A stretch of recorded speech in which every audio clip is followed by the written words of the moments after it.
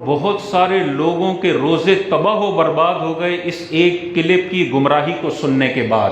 وہ کلپ کیا ہے؟ اس میں ایک موصوف ہیں جو حدیث میں اپنی طرف سے جھوٹ ایڈ کر کے لوگوں کو گمراہ کر رہے ہیں۔ وہ کیا حدیث ہے؟ اللہ کے نبی نے ارشاد فرمایا جب فجر کی اذان ہو اور تمہارے ہاتھ میں کھانے کا برتن ہو تو تم اس کھانے کو کھاتے رہو، تمہارے روزے پہ کوئی فرق نہیں پڑے گا، تم دوران اذان فجر بھی کھا سکتے ہو۔ ابو ہریرہ بیان کرتے ہیں رضی اللہ عنہ کہ رسول اللہ صلی اللہ علیہ وسلم نے فرمایا تم میں سے جب کوئی اذان فجر سنے اور برتن اس کے ہاتھ میں ہو تو اسے نہیں رکھے، یعنی کہ کھاتا پیتا رہے، یہاں بلکہ اپنی ضرورت پوری کر لے۔ کھانا پینا بند کر لو، روزہ بند کر لو، یہ شریعت کے خلاف ہے۔ اللہ کے رسول صلی اللہ علیہ وسلم کی حدیث ہے سنن ابی داؤد کے اندر کہ آپ کو بلال کی اذان جو ہے وہ سحری کھانے سے روک نہ دے، اگر تمہارے برتن کے اندر کوئی چیز موجود ہے تو تم جب تک اسے ختم نہ کر لو تم کھاتے رہو، اذان ختم بھی ہو جائے اور اگر کھانا آپ کے پاس ضرورت بھی ہے کھانے کی اور وہ آپ کے پلیٹ میں یا برتن میں موجود ہے تو آپ کھا سکتے ہیں۔ اب یہاں پہ جھوٹ کیا بول رہا ہے؟ دیکھیں حدیث پاک کے الفاظ دیکھیں، قال رسول اللہ صلی اللہ علیہ وسلم، اللہ کے نبی نے ارشاد فرمایا اذا سمع احدکم النداء، جب تمہیں اذان کی آواز آئے۔ اس نے اپنا غلط مسئلہ ثابت کرنے کے لیے کیا بولا؟ اذان فجر کی آواز آئے اور تمہارے ہاتھ میں برتن ہو تو تم کھاتے رہنا۔ اس حدیث میں نہ فجر کا ذکر ہے اور نہ رمضان المبارک کا ذکر ہے، صرف حضور علیہ السلام نے ارشاد فرمایا اذان ہو رہی ہو، اذان کی آواز تمہارے کانوں میں پڑے اور تمہارے ہاتھ میں برتن ہو تو اذان کی وجہ سے کھانا چھوڑو نہ، اپنی ضرورت پوری کر لو۔ اس سے کہاں ثابت ہو رہا ہے کہ یہ فجر کی اذان کے لیے تھا اور رمضان کی سحری کے لیے تھا؟ اس ایک مسئلے کی وجہ سے لاکھوں لوگوں نے اپنے روزے برباد کیے ہیں۔ وہ ایک بندہ مجھے ملا، وہ کہتا ہے میں نے تو پچھلے 2-3 سال سے اذان کے دوران بھی کھاتا پیتا رہتا ہوں کیونکہ میں نے حدیث کا ریفرنس دیکھا تھا۔ وہ مولوی صاحب بتا رہے تھے، وہ بھائی حدیث کے ترجمے میں ڈنڈی مار رہا ہے، عربی کے اندر صرف ندا کا لفظ فجر کا لفظ ہی نہیں ہے۔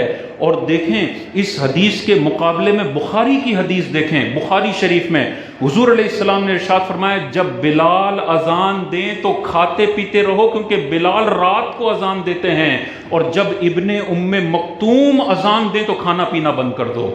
اور آگے اسی حدیث میں لکھا ہوا ہے ابن ام مکتوم کب اذان دیتے تھے؟ جیسے فجر کا وقت شروع ہوتا تھا ابن ام مکتوم اذان دیا کرتے تھے۔ اتنی واضح حدیث ہے کہ بلال تہجد کی اذان دیتے ہیں، تم کھاتے پیتے رہو، ٹینشن میں نہیں آؤ۔ ابن ام مکتوم کی اذان سے پہلے تم نے اپنا کھانا بند کرنا ہے۔ یہ ہوتا ہے نتیجہ جب ایک حدیث کا غلط ترجمہ اور غلط تشریح کی بنیاد پر کسی جاہل شخص کے کلپ کو سن کے اپنے روزے برباد کر لیے جائیں، حالانکہ اس حدیث کی غلط تشریح کی گئی اور بخاری میں واضح طور پر حضور نے فرمایا ابن ام مکتوم کی اذان سے پہلے تم نے کھانا بند کرنا ہے۔ اور دیکھیں قرآن، اللہ تعالیٰ نے قرآن مجید میں کیا ارشاد فرمایا؟ کلو وشربو، تم کھاؤ اور پیو، حتی یتبین لکم الخیط الابید من الخیط الاسود من الفجر۔ اللہ نے واضح طور پر ارشاد فرمایا اے لوگوں تم کھاؤ بھی تم پیو بھی، لیکن کب تک کھانا ہے؟ جب فجر کا سفیدی کا ڈورا کالے ڈورے سے ممتاز ہو جائے، بس یہاں تم نے کھانا بند کر دینا ہے۔ جب بھی تمہیں صبح صادق کا سفید ڈورا آسمان میں نظر آئے تم نے کھانا بند کر دینا ہے۔ اتنی واضح آیت ہے اور بخاری کی واضح حدیث ہے۔ کروڑوں لوگوں کو گمراہ کرنے کے لیے سنن ابی داؤد کے اندر نبی پر جھوٹ باندھا جاتا ہے کہ نبی نے فرمایا فجر کی اذان کے دوران کھاتے پیتے رہو۔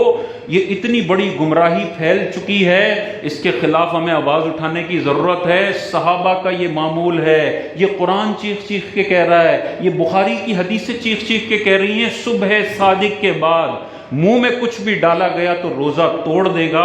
اس حوالے سے ہمیں غور کرنا چاہیے، اور یہ مصیبت ہم لوگوں میں بڑی زیادہ ہے، ہر ایک کو سننے کے لیے تیار ہو جاتے ہیں۔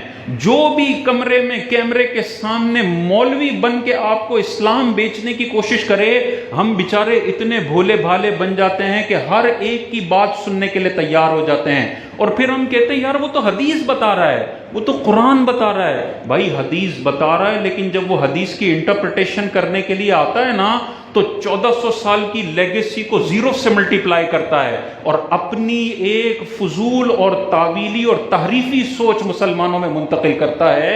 ایسے ایک حدیث کے اردو کے ترجمے پڑھ کے لوگوں کو گمراہ کرنے والوں کے حوالے سے ہوشیار رہنے کی ضرورت ہے۔ امام ابن سیرین اتنے بڑے امام ہیں، اعلیٰ حضرت امام اہل سنت نے فتاوی رضویہ میں اس واقعے کو نقل فرمایا۔ امام ابن سیرین کے پاس 2 گمراہ شخص آئے اسی قسم کے، اور کہتے ہیں ہم کچھ آیتیں آپ کو سنانا چاہتے ہیں۔ آپ نے ارشاد فرمایا نہیں سننی تم سے آیتیں۔ انہوں نے کہا کہ ہم پھر حدیث سے کچھ سنانا چاہتے ہیں۔ امام ابن سیرین نے فرمایا تم سے نہ میں قرآن سنوں گا نہ تم سے میں حدیث سنوں گا۔ وہ چلے گئے، شاگرد کھڑے ہوئے، فرمایا امام ابن سیرین کو کہ وہ قرآن ہی سنا رہے تھے نا، وہ حدیث ہی سنا رہے تھے، سن لیتے، اس میں کیا مسئلہ تھا؟ آپ نے تاریخی جملے ارشاد فرمائے کہ یہ قرآن تو سنا رہا تھا لیکن قرآن کے بعد ایک تحریفی تعویل میرے سامنے پیش کرتا، اور اگر وہ میرے دماغ میں رہ جاتی تو میں ہلاک و برباد ہو جاتا۔ یہ ہمارے ائمہ نے سکھایا ہے کہ جاہل اور نیم حکیم سے تم نے قرآن بھی نہیں سیکھنا اور حدیث بھی نہیں سیکھنی ہے، کیونکہ یہ قرآن حدیث تو بتائیں گے اور بیچ میں انورٹڈ کاماس کے اندر وہ گمراہی پھیلائیں گے کہ جس کی وجہ سے لوگوں کے روزے بھی تباہ ہوں گے، دنیا میں بھی ذلت بنے گی اور آخرت میں بھی انسان ذلیل ہوگا۔ ہماری عوام اتنی جرت مند ہے کہ کہتی ہے سب کو سنو اور جو پسند آئے اس کی بات لے لو۔ او بھائی، پھر تو قادیانی کو فالو کرنے والے بھی آپ کو بڑے بڑے سائنٹسٹ ملیں گے، بڑے بڑے سائنٹسٹ ہیں جو مرزا دجال کو نبی مانتے ہیں۔ یہ کیا ہوا؟ یہ باتیں سن کے ایک اتنا انٹلیکچولی ہائی بندہ جو سائنٹسٹ ہے، جو دنیا اس کو مانتی ہے، وہ قادیانی ہو گیا۔ کیسے ہو گیا؟ یہ گند سننے کے بعد بڑے بڑے ذہن بھی تباہ و برباد ہو جاتے ہیں۔ تو ہماری تو کوئی حیثیت نہیں ہے، اپنا معمول بنائیں بدبخت لوگوں کو اور بد مذہبوں کو میں نے نہیں سننا ہے۔ کوئی بھی صحابہ کے خلاف بات کر رہا ہو میں نے نہیں سننا ہے، کوئی بھی اہل بیت کے خلاف بات کر رہا ہو میں نے نہیں سننا ہے، انبیاء کے حوالے سے کوئی ہلکا جملہ بولنے کی کوشش کر رہا ہو میں نے نہیں سننا ہے، 1400 سال کے بزرگان دین کو کوئی گالیاں دے رہا ہو میں نے نہیں سننا ہے۔